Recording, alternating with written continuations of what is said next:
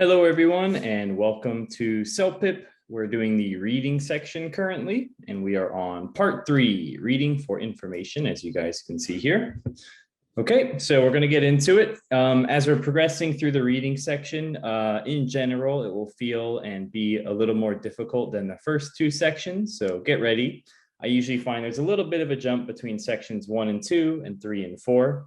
1 and 2 seem kind of like introductory level. They do ask a couple of difficult questions here and there, but 3 and 4 is getting more into the literature aspect of it and asking a little bit more challenging questions with more scientific or academic vocabulary, as we will see. Okay, strap in, buckle up, and let's go ahead and get to it. Okay, so as I mentioned for every section, what is one thing that we always want to do, right? The thing that we always want to do and make sure that we're doing is taking notes. I always use this left section here to represent that we're taking notes on the left-hand side. Okay, you're usually going to have a piece of paper where you can take these notes down. Every other section has been mostly a recommendation in terms of, oh, you should take notes, especially by paragraph, right? Okay, so you could do the first paragraph, have notes here, second paragraph here, third paragraph. Okay, however, this is reading section 3. Okay, and so for reading section 3, just do it. Just take notes by paragraph. I highly recommend it because that's basically how this reading section is designed. Okay, the reason why I say that is if we take a look over here in our questions, this is what we have to do. It says, decide which paragraph, A to D, has the information given in each statement below. Select E if the information is not given in any of the paragraphs. Okay, so basically for every question, you have to pick which paragraph the answer is in. So for example, this one says there are physical differences between narwhal male and female, right? That means we have to look through and find which one has that information. Okay, so what I would highly recommend, almost demand, but I'm not demanding, okay, would be taking notes by paragraph. So let's go ahead and do that to begin with. Okay, so before we move on to the questions, let's take notes on each paragraph, and I'll show you how much easier it makes this section. Okay, so I'll get my text out here, getting ready to go. Let's do the color. Let's just do black so it's easy to see for you guys. And we'll make the font a little bit smaller here. Okay, so let's start with section A. Oh, sorry about that. There we go. Section A. Maybe a little too small for you guys. Let's make it a little bit bigger. Let's try that. Okay, not bad. Okay, for section A.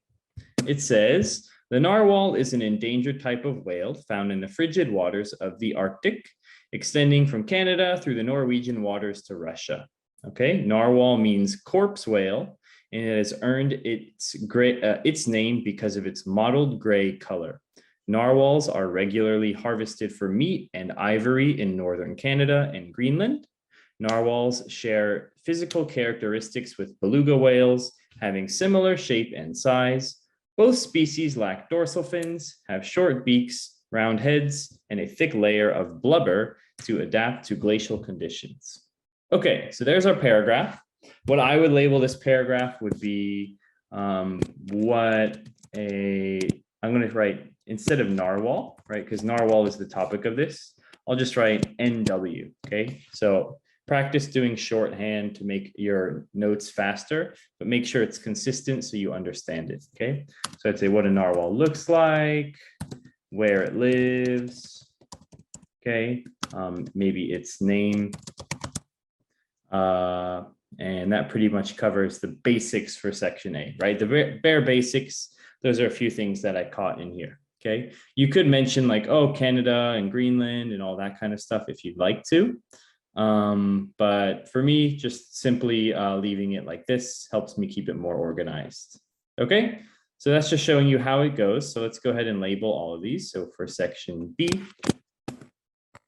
we see that it's talking about a tusk. Okay, so I see that it's mentioning the tusk here for males. Okay, and then it also talks about the tusk females later on. Anything else? No, and then it just talks about the differences. Okay, so I'm assuming you can already tell where the answer for number 1 is. All right, moving down to section C. Okay, section C. As you read through this, you'll see that it talks about science and a mystery, right? So being puzzled, so science, puzzling, right? Or puzzled, I'll say. Okay, and then we also have a lot about Aboriginal. Maybe I'll label Aboriginal story. Okay, and then, yeah, more about an evolutionary mystery. So then evolutionary mystery. There you go. Okay. Let's see if I can move these around, give us a little bit more space. Kind of unfortunate that you can't do this on the real test. It really helps you keep everything organized. I wish that CELPIP would do that where you can do online notes, but for now, if you can do paper notes, that's good enough. Okay, and then lastly, section D. What do we have going on here? I immediately see the word behavior.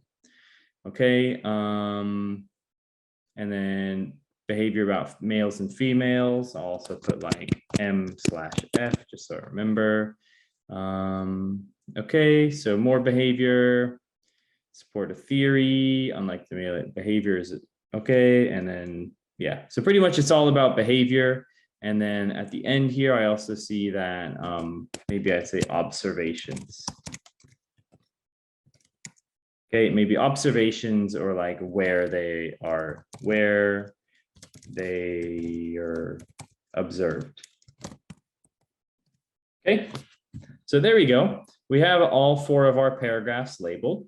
Now let's see if this benefits to us in terms of the general labeling of it or if it's useless. Obviously, if I'm doing it, I'm not doing it for no reason. We will see that it is quite useful. Okay, moving on. Let's go to our questions now that we have everything labeled. Don't forget E. Okay, E is always a very important option. Okay, so for the first one, there are physical differences between narwhal males and females.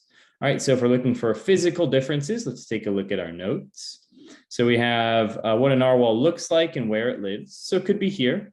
And then here we already see male and female differences in section B. So for me, I'm going to start with section B. If I don't find it, then I'm going to move to section A. Okay, so taking a look at section B, let's see if we can find the answer.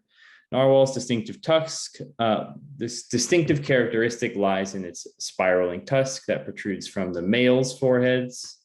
Okay, and then anything else? The female tusks have a more regularly defined morphology. So I think that pretty much says it right there. We see male and female and their physical differences. Okay, take a note that although it says physical differences here, they're probably not going to mention that exact phrase here, right? So physical is just anything to do with the body. So that physical difference that's being talked about is actually going to be the tusk, okay, the spiraling tusk that we see mentioned here.